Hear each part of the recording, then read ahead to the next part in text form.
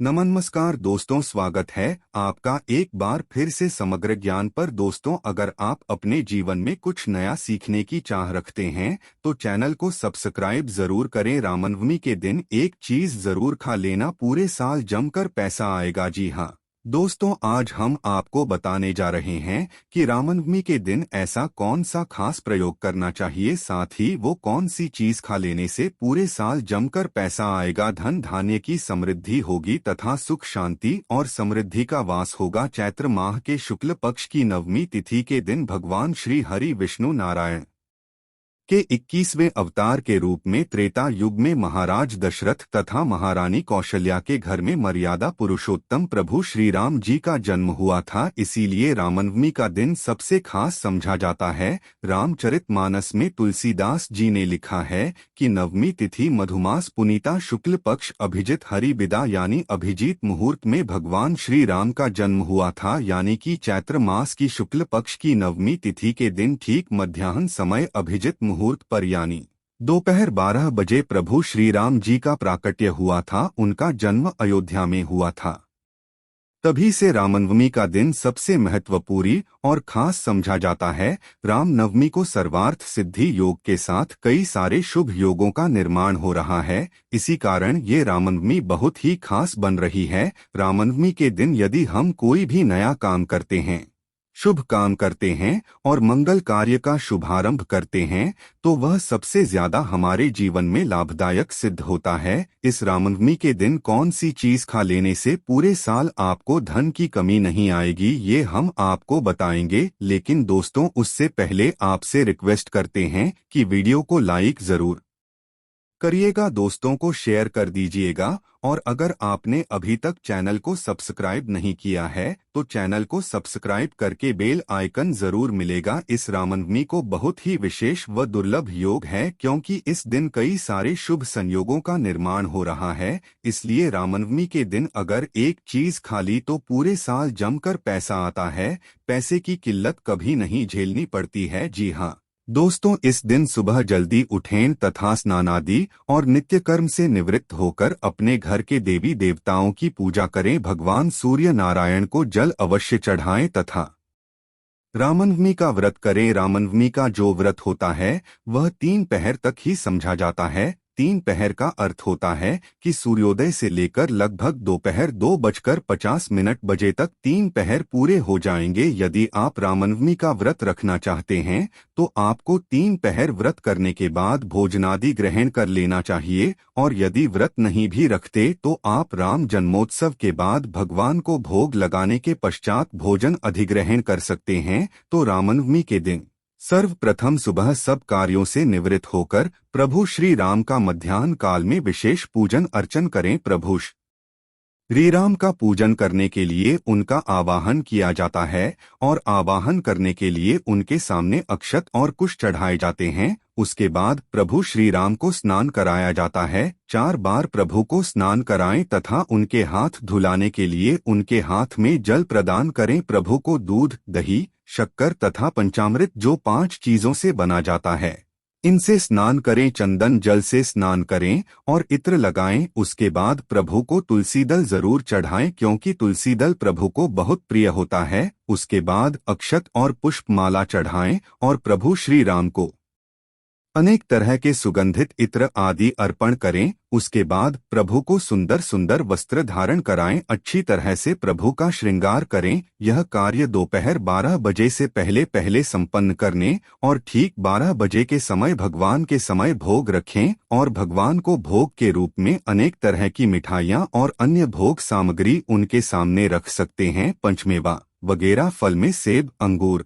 अनार ये सब अर्पण कर सकते हैं। लेकिन सबसे प्रिय कोई वस्तु यदि प्रभु श्री रामचंद्र जी को है तो वह है खीर। प्रभु श्री रामचंद्र जी को खीर सबसे ज्यादा प्रिय होती है। तो आप यदि व्रत करते हैं तो आप फल के अलावा खीर बनाकर प्रभु को अर्पण करें, और यदि आप व्रत नहीं भी करते हैं और प्रभु के जन्मोत्सव के बाद आप भोजन ग्रहण करेंगे तो आप चावल की खीर बनाकर प्रभु के सामने अर्पण करें। खीर के अंदर तुलसी का दल डाल दें और केसरी आदि डालकर भगवान को भोग लगाएं। आसपास जल घुमाएं और उसके बाद आरती करें। आरती करने के बाद सभी भक्तों को प्रसाद के रूप में वितरण करें। फल, मिठाई, अन्य जो भी सामग्री का भोग लगाए हैं उसका वितरण करें। भगवान की स्तुति करें और आरती के बाद श्री रामचरितमानस का पाठ भी करें। इस दिन रामचरितमानस का पाठ अवश्य करना चाहिए क्योंकि रामचरितमानस की रचना इसी दिन से शुरू हुई थी। जी हाँ,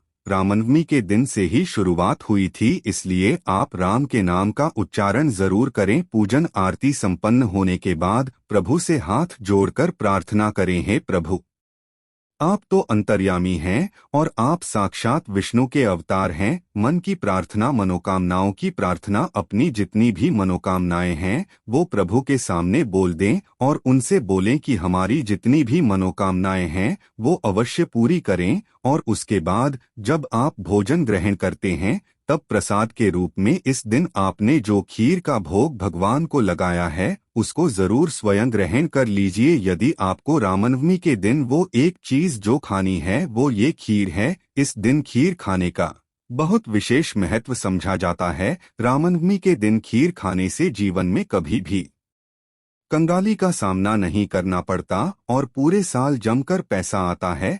प्रभु श्री राम जी का आशीर्वाद मिलता है, इसीलिए रामनवमी के दिन खीर जरूर खा लें। और जब खीर खाएं तो उसमें एक इलायची जरूर डालें। जिस फल का अपनी भूख लगे हैं, अनार, अंगूर, तो उसका आप जरूर सेवन करें। प्रभु श्री रामचंद्र जी को अगर आपने लाल वलिया काले अंगूर का भोग लगाया है तो वो आप जरूर खा लें, ये बहुत विशेष शुभ समझा जाता है। रामनवमी के दिन खीर में मिश्री मिलाकर अगर खाएं तो सोने पर सुहागा। जीवन में कभी भी आपको गरीबी का सामना नहीं करना पड़ता, जीवन में आप अमीरी में जीते हैं। इसे आप खाएं और अपने परिवारजनों को प्रसाद के रूप में जरूर खिलाएं। पूरा परिवार इस स्कीम को अवश्य ग्रहण करें क्योंकि प्रभु श्री रामचंद्र जी को खीर सबसे अधिक प्रिय होती है।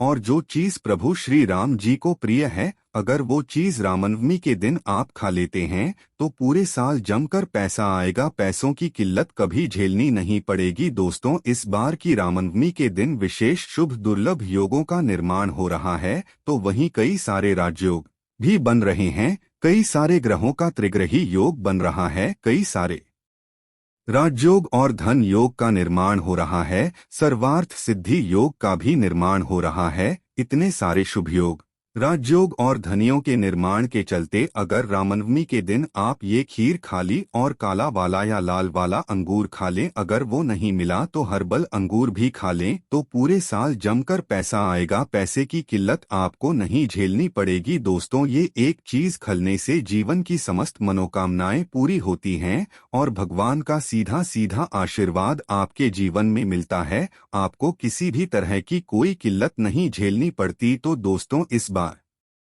कि रामनवमी के दिन ये एक चीज आप जरूर लें, फिर देखिए कैसे चमत्कार होता है। प्रभु श्री रामचंद्र जी आपके जीवन में धन का अंबार लगा देंगे। माता लक्ष्मी जी आपके घर में सदैव वास करेंगी। माता लक्ष्मी जी फिर कभी आपके घर से नहीं जाएंगी क्योंकि रामनवमी के दिन ये चीजें खाने से विशेष शुभ समझा जाता है। आप चाहे तो इस दिन साबूदाना का खिचड़ी बनाकर खा सकते हैं। और ध्यान रखिएगा, इस दिन सुबह शाम दीपक जरूर जलाइए, उत्सव मनाइए, जश्न मनाइए, प्रभु श्री रामचंद्र की भक्ति में लीन हो जाइए। और इस दिन आप गरीबों को दान जरूर करिए। जो चीज आप खाएंगे वो जरूर आप अपने परिवारजनों को भी खिलाइए। इस शुभ मुहूर्त में दुर्लभ राजयोग और धन योग बनने के कारण ये कुछ चीजें आप जरूर खाएं। इसके साथ ही आपको अगर बेल का फल मिल जाए तो उसका रामनवमी के दिन प्रभु श्री रामचंद्र जी को जरूर भोग लगाएं। प्रसाद के रूप में उन्हें अर्पित करें, उनके फोटो के सामने या उनकी